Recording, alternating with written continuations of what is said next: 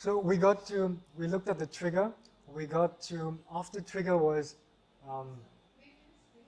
yeah, rationalization, then the ritual, then the using, then the harmful effects that we experience, right? And we experience the guilt and all of that, and then the cycle repeats itself. Right? So that, in a nutshell, is the addiction cycle. You'll notice that in different fields of psychology, that's the beauty about psychology. It's not just this way and that's the only way. Coming back to the video that we're going to watch, is so everybody has a basic understanding of the addiction cycle. Right? So the video we're going to see is basic behavioral psychology as per Pavlov, who is the father of behavioral psychology. Right? So it shows classic conditioning, right? And it shows how we go into automatic pilot. And it shows fundamentally how addiction forces us to behave in a certain way, even unconsciously, without us thinking, right? So his experiment was, obviously, he's giving the dog food. And if you've ever fed a dog, you'll see that it salivates, right, before it's about to eat something. Because it's anticipating the food, whatever it is, right? And so that's the control. If he gives the dog food, he salivates. When he rings the bell, nothing happens. So then he conditions the animal, is that first he gives the dog food, and it starts to salivate. As the experiment continues the next day, he rings the bell. And then when he rings the bell, then he gives the dog food. He rings the bell, then he gives the dog food. And he does this for days on end. And so after a while, what happens is the dog associates the dog food with the bell. So the external stimuli is the dog. And it's been conditioned to think every time there's a bell that he'll get some dog food, right? So what he does is that he rings the bell and there's no dog food. And what happens? The dog is salivating because it's conditioned, it's trained to think in a certain behavior. So it shows, one, the importance of habit and conditioning and how it becomes almost autopilot. And two, how the external objects from our environment is internalized into our mind. So three very important things to understand here is that the bell, the dog's senses, and the dog's mind, right? So the external stimuli, the senses, and the mind. So the senses are the medium by which the external stimuli is internalized into the mind. Internalization is a process whereby that which you're experiencing in your external reality is brought into your internal reality. And so this is what happens, is that the dog takes the external stimuli of the bell into its mind through the senses. The eating, the sight, the sound. So the senses bring in the bell into the mind of the dog. And so for the dog, the meaning of the bell has changed. So for me, the meaning of a bell, if I hear a bell ringing, it means school is over. When I was in school, this is how we told the end of the day. The teacher would ring the bell.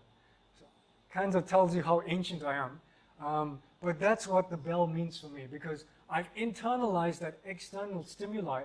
Whenever I hear the bell now, I think, oh, pack my bags.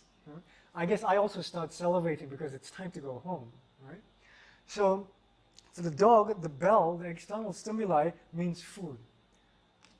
For somebody addicted to their smartphone who's using it for pornography, this is what this external device means for them. Generally, what is a phone meant to be used for? It's making calls, right? But for an addict of pornography, the external stimuli of pornography is internalized through the medium of the senses, and it means something else for that person. Making sense? So that's to understand the addiction cycle, how it becomes automatic pilot, and also how we internalize the external environment through the process of internalization. So which are important things to understand when we look at session 2. So session 2, very brief overview. now that we know how the addiction cycle functions, how do we break this addiction cycle? Right? We'll focus at something in psychology we call choice points. A psychological intervention that we used to use called STAR. The art of revealing your heart is based on Freudian psychoanalysis, where we'll look at a cathartic experience. And finally, we'll end today's class with what I like to call the G factor. Okay? So fundamentally, this class is going to be about fighting. It's going to be about war.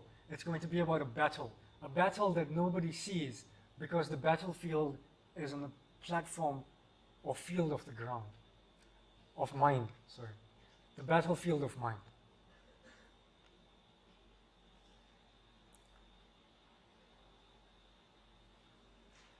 If you become aware of the addiction cycle, you'll understand that you are not your addiction. You'll understand that in order to break the addiction cycle, first, it helps to become aware of it.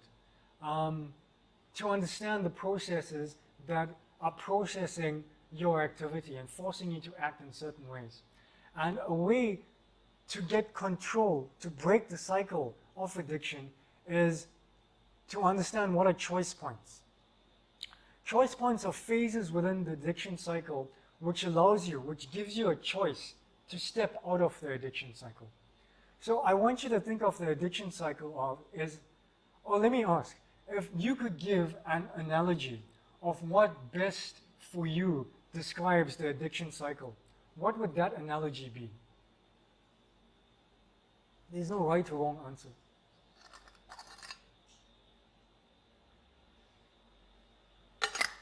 Okay, think about it. I'll give this analogy of the dominoes effect. Maybe you can think of something similar. So this is the addiction cycle. If you've ever lined up dominoes together and you drop one over the next, it causes a domino effect, right? Choice points offer us the potential to step out of the addiction cycle, to break the addiction cycle, to stop the domino effect. And so there are different points within the addiction cycle where we can make choices, where we can step out of the addiction cycle. Where in the addiction cycle would it be the easiest to apply a choice point, to get out? The trigger, right? Fundamentally, there are four main choice points. The first is the trigger, or even before the trigger, right? So we gave so many examples of different stresses within our lives, right? Can somebody give us one example of a trigger that they have, of a stressful life event that brings them lots of grief or anxiety? Anything.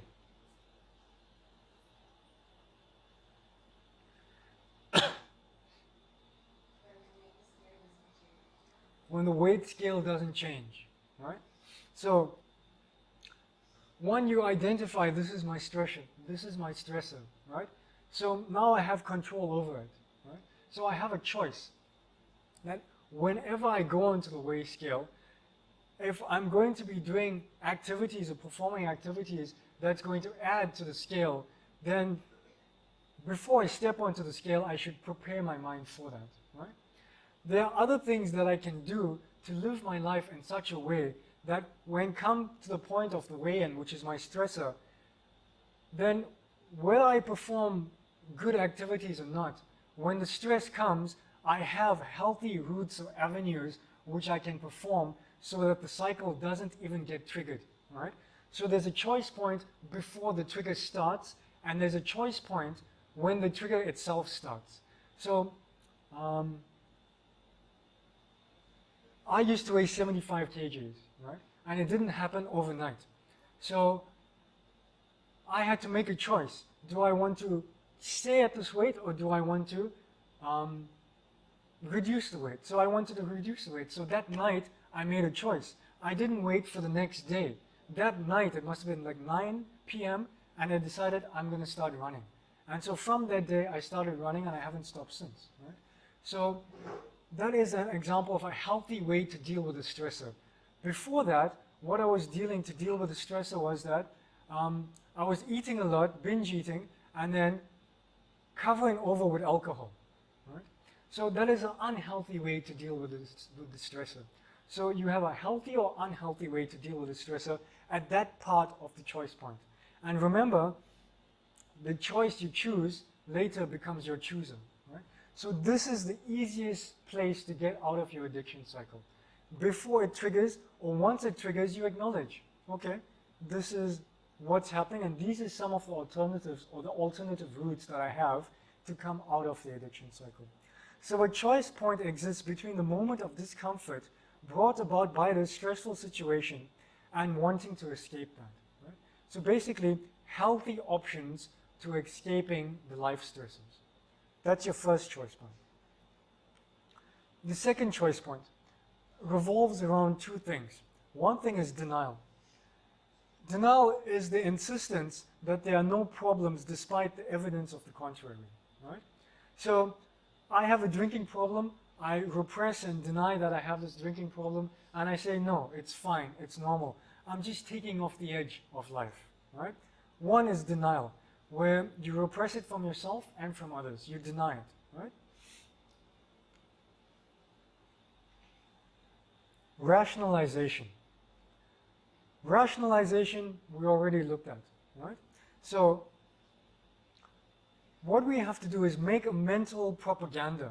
Start inundating ourselves with a correct choice point. Because at this point, you can still break that addiction cycle, right? The rationalization that this activity that I'm doing is okay, it's not so bad. So here, education is very important. If you're addicted to pornography, then you study the facts about how it's hurting you, how it's hurting the user, how it's hurting society.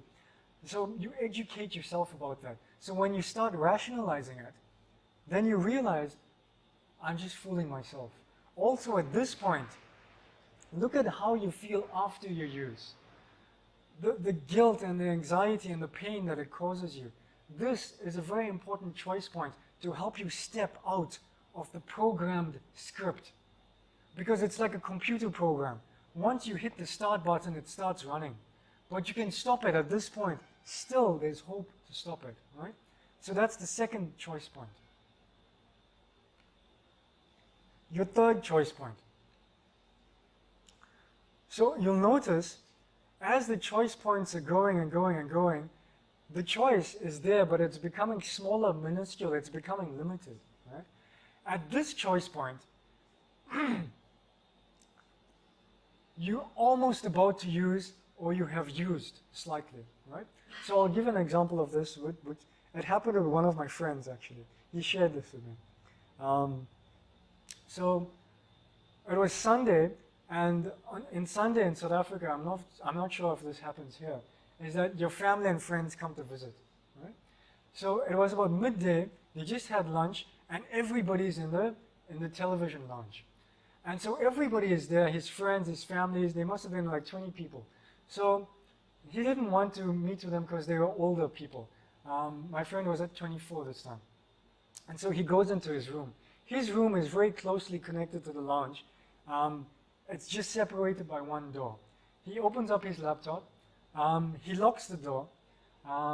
He connects his noise-canceling headphone onto the jack. And he opens up a page. First, he said he was just surfing the internet, getting research for his project that he was doing. He realized that he left it for too late. It's Sunday, the project is tomorrow, it's Monday, right? Anxiety comes. He doesn't want to deal with it. It's too much for him to fathom. That was a choice point. He goes onto YouTube. The endless vortex of random stuff. He's just looking at stuff. He noticed the link. He clicks onto the link. It takes him to a porn site, right? I'll just watch for 5 minutes, he was telling me. Who's it going to hurt? So he clicks onto it. He puts it slightly louder because he can't hear on the noise-canceling earphones. He puts it louder because he still can't hear. He puts it to the max volume and he still can't hear loud enough to his satisfaction. And then he hears not a knock on the door. He hears like a violent bang on the door. And it's his sister on the other side of the door. And she's shouting, "Hey, you fool, we can hear you. Your earphones are not connected to the jack." All right? So he was listening, he was watching pornography, but the jack wasn't connected properly to his PC. So everybody could hear him enjoying his video. Right? So like that, he had various choice points up until the ritual begins, right? Even after the ritual began, he was able to stop watching that video because the addiction cycle was broken. That was the third choice point. That even while, in this example, pornography, you may already start using, but still you have a choice. Still you can make that choice. Right? And for him, he was forced to stop. Right? And that was a choice point that he exercised. Right? And so the fourth choice point. Right? The fourth choice point is you use. Right? So growth and transformation are active processes. If you don't work on yourself, it's not going to work. So you use. And what is associating after you give in to your addiction is that there's lots of guilt, there's remorse, there's anxiety. You beat yourself up sometimes. And so we can use this to our advantage. This is a choice. Failure is only a failure if you don't learn from that. Edison said he tried 9,999 times to make a light bulb, and he was not successful. When they asked him, "Why didn't you just give up? You know, you had so many failures." Edison said, "No, I did not have failures. I learned 9,999 ways how not to make a light bulb. On the 10,000th try, these were life lessons. They were stepping stones on the path to my success." Right? So failure is not failure if you learn a life lesson from that. So there's a Chinese proverb that says, "Fall down 7 times, wake up 8." And this is a choice. This is a choice point. Right? So in addiction, expect to fail. It's almost like you're guaranteed to fail. Right? But the thing is, it's not about failing. It's about getting up. And getting up and fighting harder and with greater tenacity than the previous attempt that you had. Right? And various things are important at this aspect. Like one is who you associate with and who you surround yourself with. When I was trying to give up alcohol, all my friends were drinking. And so in that association, I was almost guaranteed to go back to drinking. The places where they hung out were bars. So even when I made that decision, no, I'm not going to drink, I was in a bar. And they weren't my true friends because they would tell me, "Oh, what is this? You're not drinking." You know? Well, this is the term they would use. They would say, actually I won't use that term, it's offensive. So they would belittle me. Right? And these are not real friends. Right? Your true friend will stab you in your face. Your enemy will stab you in your back. Right? Stab you in your face means that we'll look at that in the art of revealing your heart. Right? So fall down 7, wake up 10 times. Right? So these are the 4 choice points that we have. And like that, never give up. Never ever give up. Once Winston Churchill, at the height of his power, at the height of his reign, he was invited to give a talk at an Ivy League university. I forget which one it is. But anyway, very prestigious. And so all the alumni were there, all the faculty were there. The hall that they booked was much over 1,000-seater. And at this time, his time was very valuable. And they flew him in a chopper. This was after 1945. So they must have paid him thousands for this talk. And so he comes, he walks up to the podium, he takes off his top hat, he gives his cane to whoever was there. He's introduced, and so he opens his speech, and then he closes his speech. This is just after the war. Puts his speech in his pocket, and he tells them, "Never give up, never give up, never give up." And he walks off stage. Can you imagine? You pay this man thousands of pounds, and he walks off the stage. And this was his realization. If you analyze it, it's profound and it's brilliant. this is what it boils down to, that choice to never give up. And this is how they won the war, because everything was against them, but he never gave up, which is quite deep and profound if you really analyze what he just said. So like that, we can create safe environments for us. We can use technology to save us from technology. Like some of my clients, I introduce them to things called Net Nanny, to devices that if you went onto a pornographic site would link to your Facebook profile and will post to all your friends what you're doing. Yeah? And I would have the password to that site. So it means that you don't have the password to that. So no problem, you want to use a laptop, no problem. But if you go into any of these sites, then everybody is going to know, right? Use your PC or laptop in a safe environment. We create safe spaces within our home, right? Where, okay, the kids want to surf on the internet, no problem. This is how you surf on the internet. You know? So many things are there. If you have an addiction, don't use this in a private space. Not that you don't use it, don't use it alone. Don't use it at night at 2 in the morning. Keep it away from you for that time, right? Till you get strong. Many things are there. Right? So, what we're going to look at now is an intervention in the addiction community that we call STAR. So, this is so simple that we may miss it. But our problem is that we are complicated. We're immersed in sophisticated ignorance. Right? So we can't accept simple things. I'll give you an example of this. In the 60s, there was the space race between... Who was the space race between? The US and the Soviets, right? So, who can get to the moon first?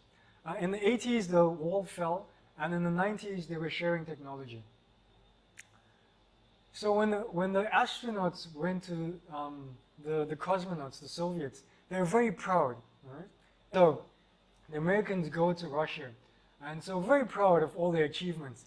And the first thing they show them is the Parker pen, right? It's like, oh, why are you showing me the Parker pen?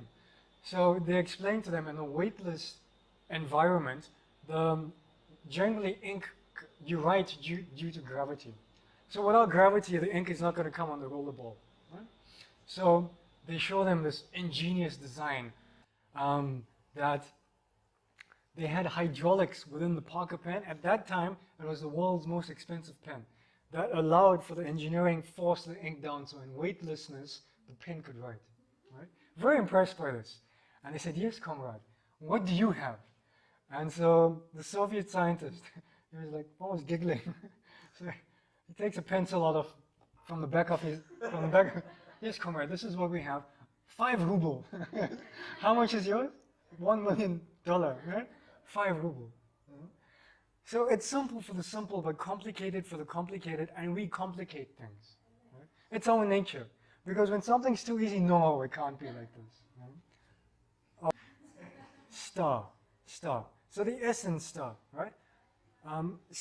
It's also very much linked to our choice points, right? So the essence star.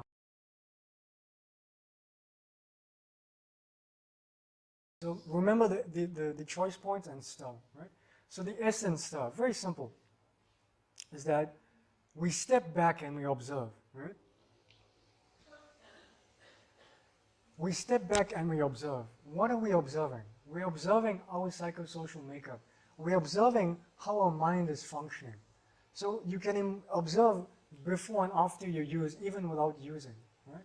You can observe how you feel emotionally, how you feel physically. You can observe what the addiction cycle does to you and what using does to you before and after. This you can do very easily by journaling. Or even at the point of where you're considering the trigger, or where the trigger takes place and the rationalization takes place. Step back and observe. And you can actually literally see the addiction cycle taking place if you're aware of how it works. And so we've been looking at it, so now we know how it works. Right? So step back. It's almost like stepping back away from yourself. And you'll see how your mind is functioning. And you'll see how nefarious and dastardly your mind can be. So you'll see how your mind is tricking you just by stepping back and observing. Right? The T in stir.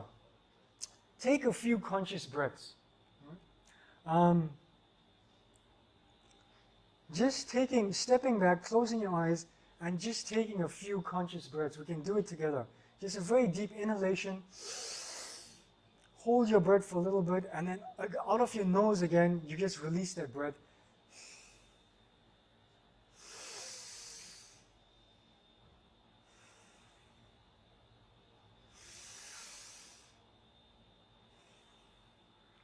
Just that simple technique of conscious breathing, consciously being aware of your breath, which is a blessing. It'll slowly slow your mind. You become more relaxed. It is an opportunity to healthily use a choice point. Right? So you find that it has a calming effect on the mind. Also, just by doing that, it reduces stress and reduces the rate at which the chemicals that are being slowly released into the cytoplasm of the brain, it reduces that a little bit. Right? So it helps you to take that step in the choice point. Right? Then be a little introspective. Ask yourself, what do you want? Now, this is not a simple question. What do you want? It is an existential question. What is an existential question? Who am I? What am I doing? But what am I doing doesn't mean, what am I doing? Will I watch YouTube or Netflix? No? Exactly. An existential question questions your existence. What is my purpose? What is my goal in life? Huh? Who am I? Who am I? Right?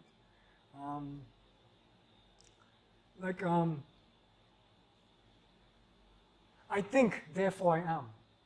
Right? An existential question, it's deep. Right? Ask yourself, what do you want? What is your goal in life? If you go down this path, is it worth it? Right? And so if your why is strong, why should I not do this? What is the purpose of not doing this? Will it hurt my loved ones? Will it hurt the relationship I have with my wife? Will it hurt my children? If you care about yourself, will it hurt myself? Why? If your why is strong, the how will come automatically. This is very important to understand. Why am I doing this? If the why is strong, the how comes automatically. Right? So ask yourself, what do you want? Do you want to be chained to addiction all your life, or do you want to break the cycle? Why am I doing this? And then respond in healthy ways. Which fundamentally is why we're doing this. It requires education of the addiction cycle, education of what's happening to you, education of how to break the addiction cycle. And simple things. Choice points are simple things. Star is a simple thing. Right? And now I'm going to give you another simple thing, which is not so simple, but it's simple, but we complicate it. Right? The art of revealing your heart. Right? The art of revealing your heart. And it's very much connected to a catharsis experience. Right? So, see, in order to be honest with others, first you have to be honest with yourself. Right? So first you have to reveal your heart to yourself. Right? That I have a problem. You need to sit yourself down and tell yourself that. I have a problem. I have an addiction. I can't control it. It is controlling me. I've tried, but I cannot do this. It is too strong, and at this point I am weak. I require help. If you do not have this conversation with yourself, you will remain in denial.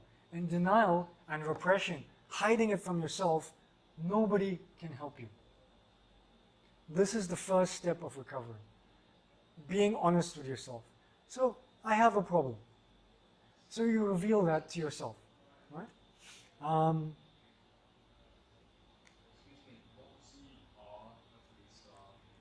After words. Respond healthily. Respond healthily. So the art of revealing your heart, right?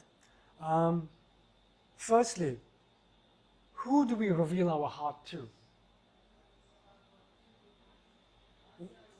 Well, firstly, ourselves. That's the start, right?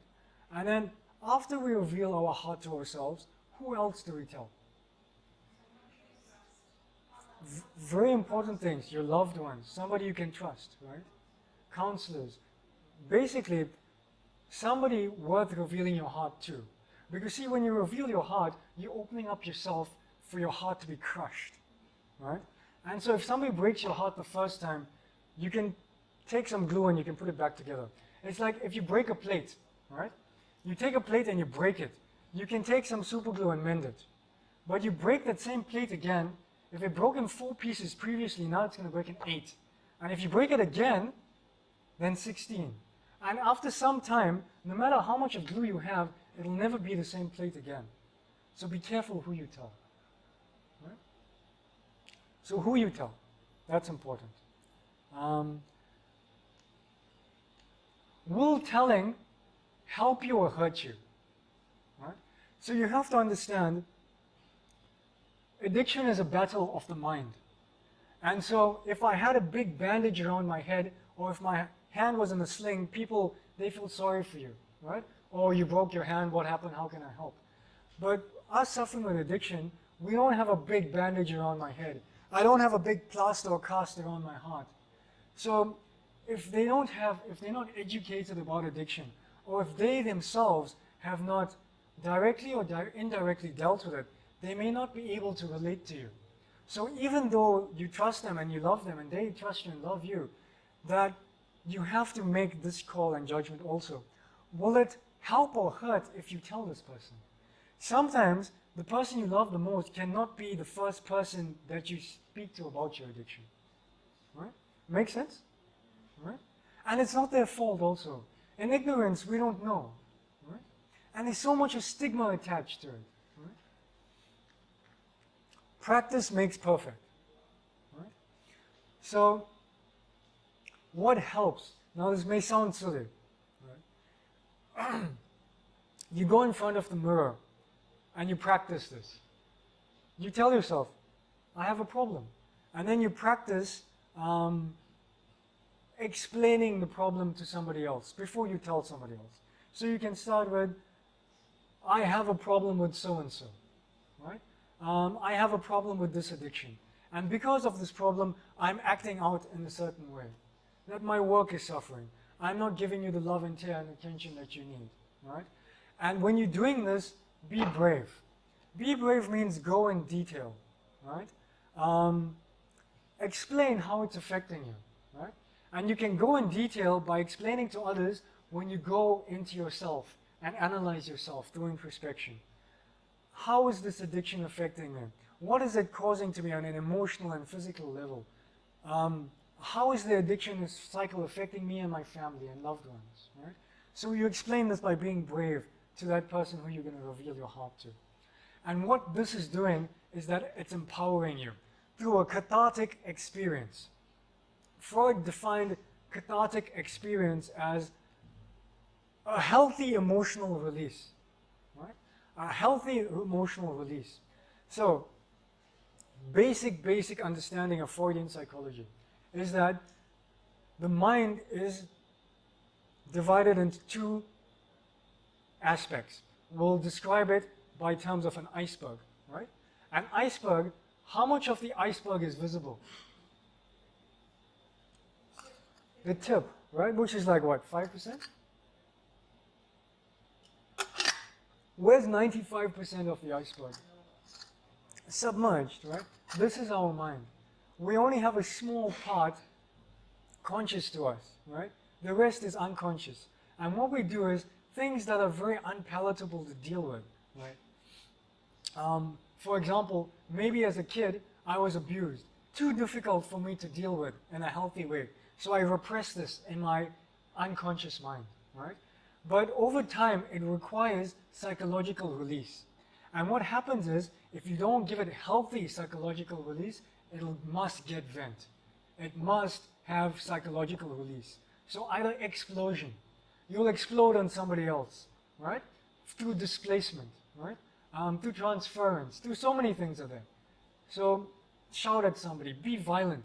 This is a form of unhealthy emotional release. Or alternatively, you can implode. Depression gets so much that you can't deal with it anymore, right? So these two things are there if there's not an unhealthy release of your unconscious repressed emotions.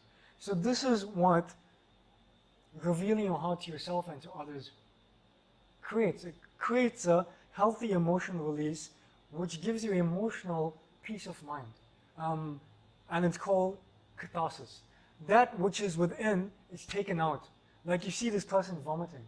He's purging, right? And all the poison is coming out. In some traditional cultures in South America, to purify themselves, they ingest a type of poison that causes you to hallucinate. And it's a cleanse, it's a detox. So by taking these poisons in, you vomit out all the toxins that you have within your body. It is also done in Ayurveda also, right? So like that, you're performing an emotional detox, basically, right? A cathartic experience, very powerful experience. Right? So now, granted, we looked at very important aspects to understanding addiction, the addiction cycle, and various psychological interventions to understand ourselves and to get out of the addiction cycle, right? But for me, arguably, studying addiction from a mundane, from a material scientific perspective for about 7 years and then practicing for 2 years and then studying Bhagavad Gita for 8 years, this is my realization that I'll share with you, which interestingly is shared with the addiction community. Right?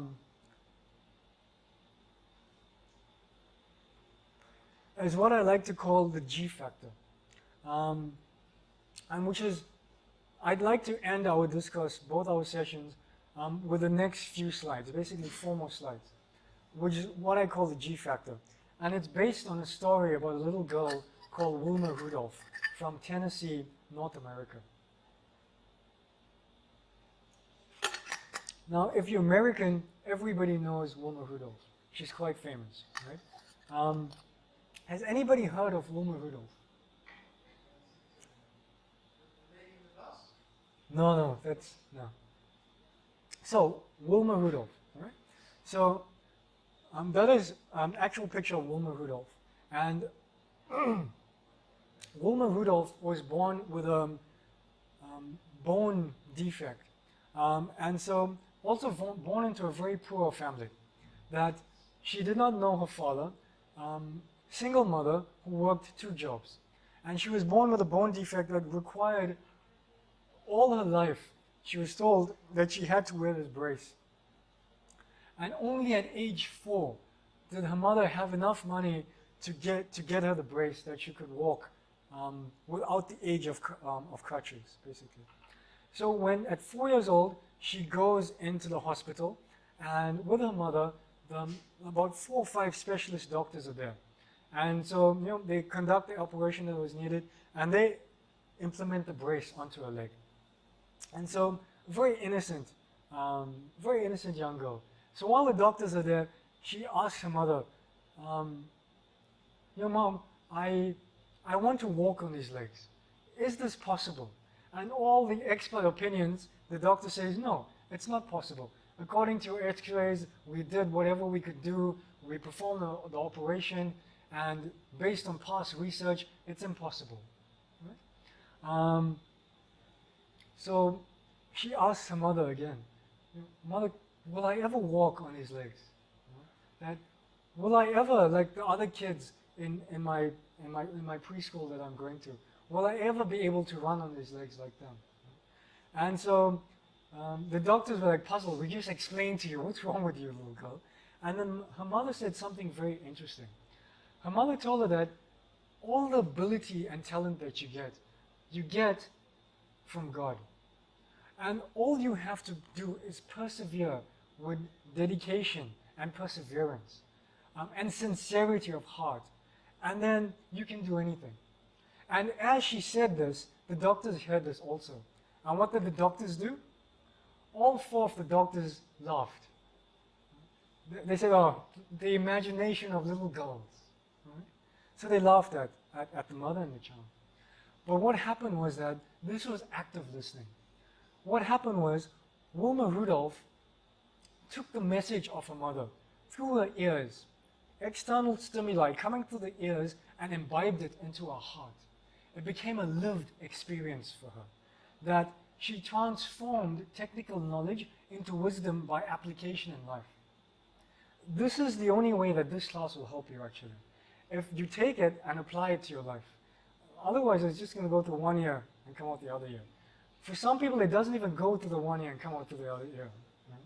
Right? And so this is what she started to do. With faith and determination, she started to practice different exercises that she got from a physiotherapist while she was at the hospital. And so she was practicing really hard. And after 2 years, she gave up the crutches. And after 4 years, she was able to walk without the help of the braces, this leg support. And at that time, she was 10. But her desire was more than that. She wanted to run on these legs. Right? That was her dream. And so, in order to give her impetus, she told her mother that I want to enroll for the 100-meter race. The 100-meter race, right? And what did her mother tell her? Of course, this is a great idea because your ability and talent is not coming solely by you. Your hard work and determination is important. But by God's grace and mercy, that there is no limit for you. Of course, go ahead, right? And so she enters for the race when she was in primary school. So that would put her at grade 4, give or take. And so she enters into the race. And where does she place? Starter's gun goes off. Everybody goes. Where does Wilma Rudolph place?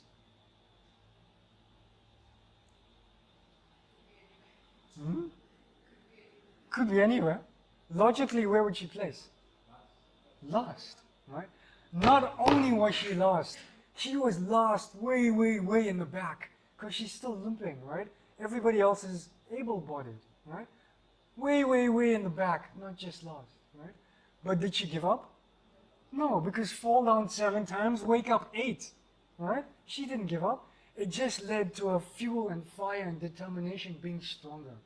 And then she tried again 2 years later, still training every day. 2 years later, right? This puts her at 6th, grade 6th, right? Starter's gun goes off. Where does she place? Logically, where would she place? Last, but not just last. Way, way, way in the back, right? She tries again, this time grade 10. Where does she place? Last, but not so way in the back, right? And so like that, with faith and determination, she did not give up. She refused to give up. And some years later, Wilma Rudolph went on to win 3 gold medals in the 1960 Summer Olympics. Not only winning the gold medal, but setting, at that time, the women's record for the 100-meter sprint and relay. Because she never ever gave up. And when interviewed and asked, why not just give up? And she said something very profound and interesting. She said that with faith and determination, I tried my best, right? But I understood that with faith and determination, not just in my ability, but in the ability of God, then the sky is the limit. And my realization was that actually the sky is not the limit with faith and determination in something bigger than yourself. Then there are no limits. Then the limits are limitless. And so like that, with faith and determination, she practiced and she ran. And for her, winning was not the goal. The goal was doing her best. She strived to do her best. And like that, whatever you do, give your heart to it. If you don't give your heart, what is the point of doing it? what is the point of doing it? Right? And so with faith and determination, that this was her journey. Right? And our journey to freedom from addiction is to understand that this journey is a marathon. It is not a 100-meter race. Right? So in a 100-meter race, you just run really fast. Right? But in a marathon, if you run at the pace of a 100-meter race, what will happen to you? You're exhausted. How far can you get? If Usain Bolt had to run 100 kilometers at the pace that he runs at 100 meters, he'd probably die by a kilometer. Right? Well, he's a super athlete. Maybe he'll make it till 10 kilometers. Right? So we have to understand that the path of recovery is a marathon, not a 100-meter sprint. Right? And when you imbibe the G factor into your life, the G factor is, I call it the God factor, right? Is that you start to realize that you're not alone. And this is a key to addiction. You're not fighting by yourself. You have so many loved ones. You have a higher force that is with you and behind you. And like that, addiction is not a 100-meter race, it's a marathon. So understand that you will fall, but when you fall, wake up. And use the support of books like the Bible, the Quran, the Torah, the Bhagavad Gita. So many things are there. Use yoga and meditation. Use everything that you can use to fight this demon, this enemy within our heart. Because they tell us growing up that the monsters reside under our beds, right? But the reality is that the monsters reside under the blanket of our mind. And for the more that we avoid these things, the more that we'll feed them and the more that they will grow. And the more it becomes difficult to wage war with them. And so like that, we wake up every morning to fight the same demons that left you tied the night before. And that, my love, is bravery. This is real bravery. When your monster comes, and in the form of addiction, it may come in so many forms, that we don't look away, we stare it in its eyes. But with the sword of truth and knowledge, and more than that, realized knowledge, then we have real weapons, we have tools, we have soul tools to wage the battle of mind that nobody else sees because it's an internal struggle. Then we can fight the battle of mind. Then whatever comes, it doesn't matter because you'll have strength. And I'll end with this slide. This is one of my favorite prayers, actually. And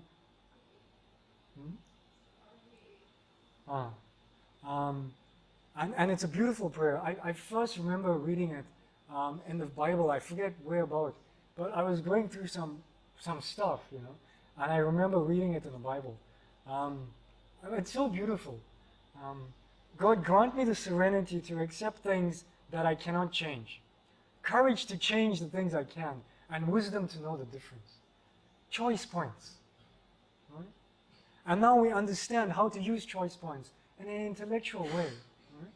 Right? So like that, serenity, tranquility, it is not a place.